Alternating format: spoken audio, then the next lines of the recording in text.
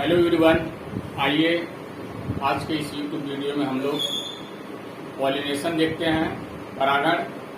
पुष्पी पौधों में परागण आप जानते हैं कि पुष्पी पौधों में नर तथा मादा युग्मक दोनों ही अचल होते हैं। इसलिए इस कमी से उबरने के लिए इनमें परागण की क्रिया पाई जाती है। परागण क्या होता है? किसी पुष्प के परागकोश से परागकणों का उसी पुष्प के या दूसरे पुष्प के वर्तिकाग्र पर पहुंचने की क्रिया को परागण कहते हैं। परागण की क्रिया दो प्रकार से संभव है। पहला स्वपरागण, दूसरा परपरागण। स्वपरागण किसे कहते हैं? यदि परागकण उसी पुष्प के वर्तिकाग्र पर जाए या उसी पौधे के दूसरे पुष्प के वर्तिकाग्र पर जाए तो इसे स्वपरागण कहते हैं। यदि उसी पुष्प के वर्तिकाग्र पर जाता है उसे ऑटोगैमी स्वपुष्पी परागण कहते हैं। ऐसा परागण कॉमेलाइना, ऑक्जैलिस तथा मूंगफली एरेक्टिस हाइपोजिया में पाया जाता है। डिक्टिनोगैमी सजात पुष्पी परागण। यदि परागकण किसी एक पुष्प के परागकोश से निकलकर उसी पौधे के दूसरे पुष्प के वर्तिकाग्र पर जाता है उसे सजात पुष्पी परागण कहा जाता है। अब हम लोग देखेंगे स्वपरागण के लिए कौन सी युक्तियां होती हैं। अब हम देखते हैं स्वपरागण के लिए क्या अनुकूलन होना चाहिए। आप देख रहे हैं 3 मुख्य अनुकूलन होता है स्वपरागण के लिए पौधों में। पहला है द्विलिंगता, बाइसेक्सुअलिटी। स्वपरागण की क्रिया तभी संपन्न हो पाएगी जब पुष्प द्विलिंगी रहेगा।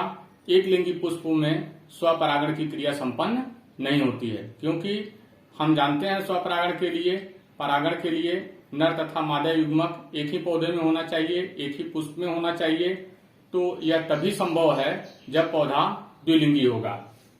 सहपक्वता, होमोगैमी। सहपक्वता का तात्पर्य है कि नर तथा मादा युग्मकों का एक साथ परिपक्व होना जरूरी है। एक ही समय पर पुंकेसर परिपक्व हो और उसी समय स्त्री केसर का वर्तिकाग्र परागकणों के प्राप्ति के लिए पूरी तरीके से तैयार रहे।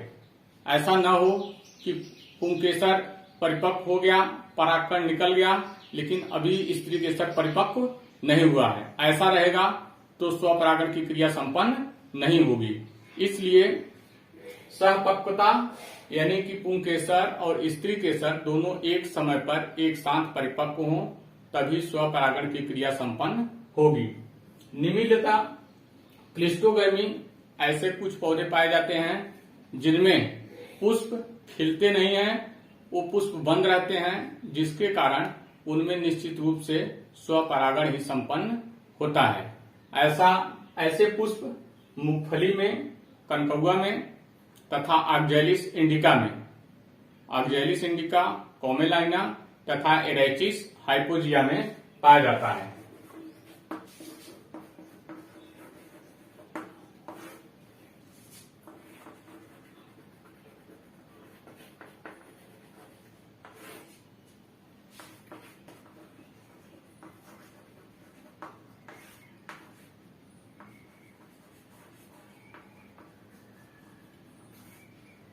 ऑक्जैलिस, कॉमेलाइना तथा एरेक्टिस हाइपोजिया में क्लिस्टोगैमी पाया जाता है। क्लिस्टोगैमस फ्लावर होते हैं।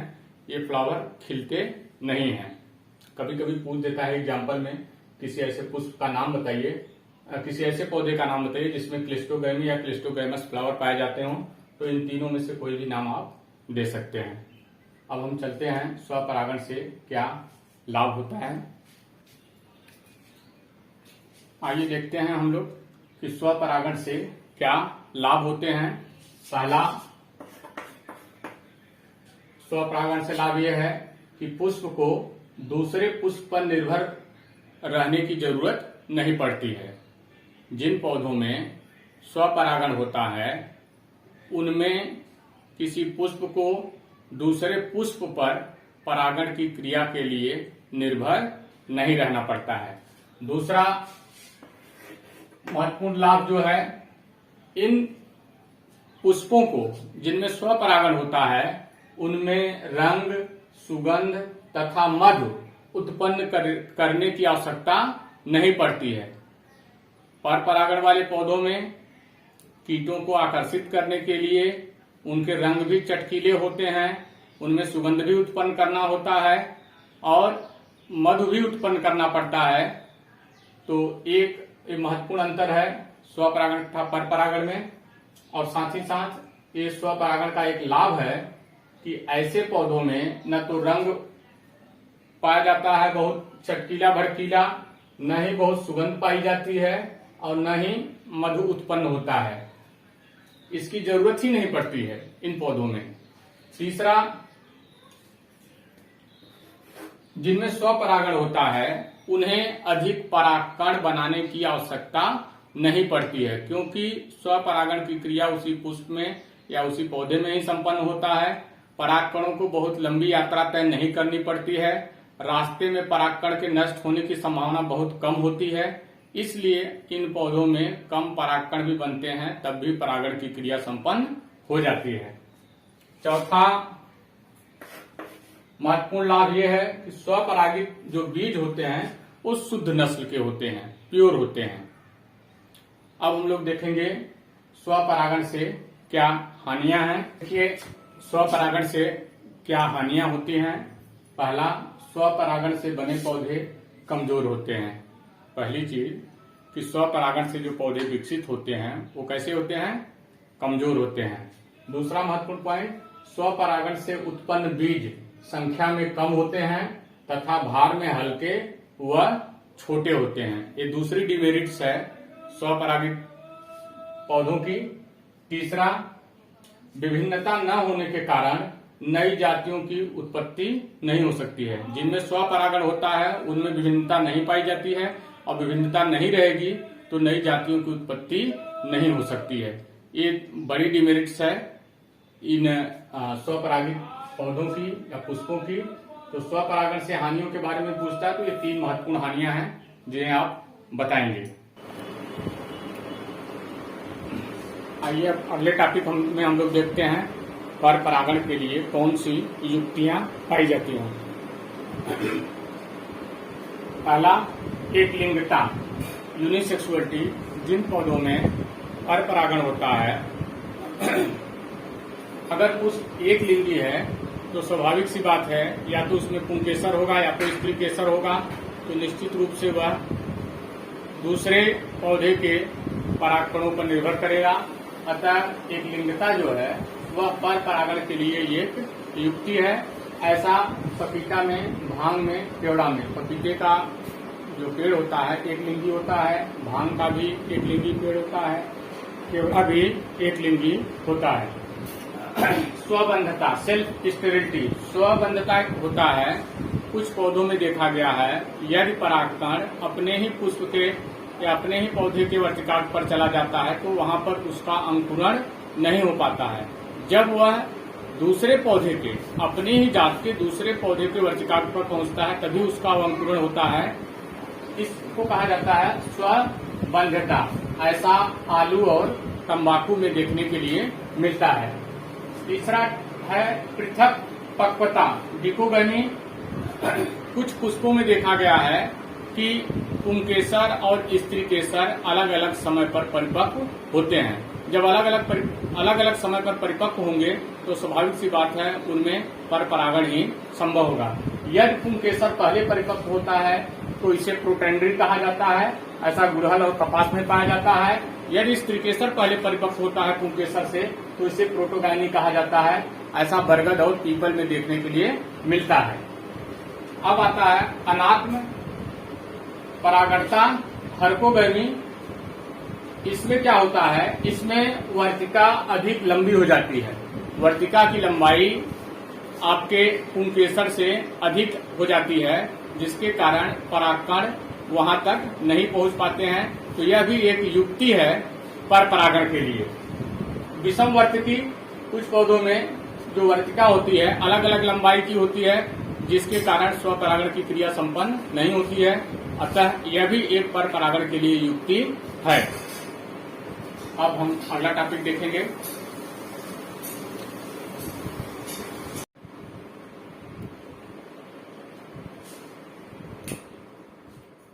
अब आइए हम लोग देखते हैं पर परागण की विधियों के बारे में। पर परागण की विधियां निर्भर करती हैं किस एजेंसी के द्वारा, किस युक्ति के द्वारा परागकण एक पुष्प से दूसरे पुष्प पर ले जाया जाता है। यदि परागकण एक पुष्प से दूसरे पुष्प पर वायु के द्वारा जाता है तो वायु परागण, जल के द्वारा जाता है तो जल परागण, यदि किसी जंतु के द्वारा जाता है तो उसे जंतु परागण कहते हैं। जंतु परागण को उस जंतु के आधार पर कई भागों में विभाजित किया गया है। पहला है कीट परागण। कीट परागण को अंग्रेजी में कहते हैं एंटामोफिली। यह मटर और अंजीर में पाया जाता है, मधुमक्खी तथा तितली की सहायता से होता है। मर्मिकोफिली, चींटी के द्वारा यदि परागण की क्रिया संपन्न होती है तो उसे मर्मिकोफिली कहा जाता है। ऐसा कदम में देखने के लिए मिलता है। पक्षी परागण, पक्षी परागण को ऑर्निथोफिली कहते हैं। ऐसा सेमल में देखने के लिए मिलता है जो कौवा के द्वारा होता है। चमगादड़ के द्वारा जो परागण होता है उसे चिरोप्टेरिफिली कहा जाता है। चमगादड़ के द्वारा होने वाले परागण की क्रिया को चिरोप्टेरिफिली कहते हैं। ऐसा कचनार और कदम्ब में होता है। घोंघा के द्वारा होने वाले परागण की क्रिया को मलैकोफिली कहा जाता है और यह जिमीकंद में पाया जाता है। इसमें ज्यादातर प्रश्न जो पूछता है अंग्रेजी में, कीट द्वारा होने वाले परागण को क्या कहते हैं, एंटामोफिली। चींटी द्वारा होने वाले परागण को क्या कहते हैं, मर्मिकोफिली। पक्षी द्वारा होने वाले परागण को क्या कहते हैं, ऑर्निथोफिली। चमगादड़ द्वारा होने वाले परागण को क्या कहते हैं, चिरोप्टेरियोफिली। और घोंघा द्वारा होने वाले परागण को क्या कहते हैं, मलैकोफिली। इसी से संबंधित प्रश्न पूछा जाता है, इसे आप जानते रहें और एक बार अच्छे से दोहरा लें। जल द्वारा परागण हाइड्रिला वेलिसनेरिया में देखने के लिए मिलता है। वायु द्वारा परागण मक्का और चीड़, चीड़ पाइनस को कहते हैं, तो इनमें वायु द्वारा परागण होता है।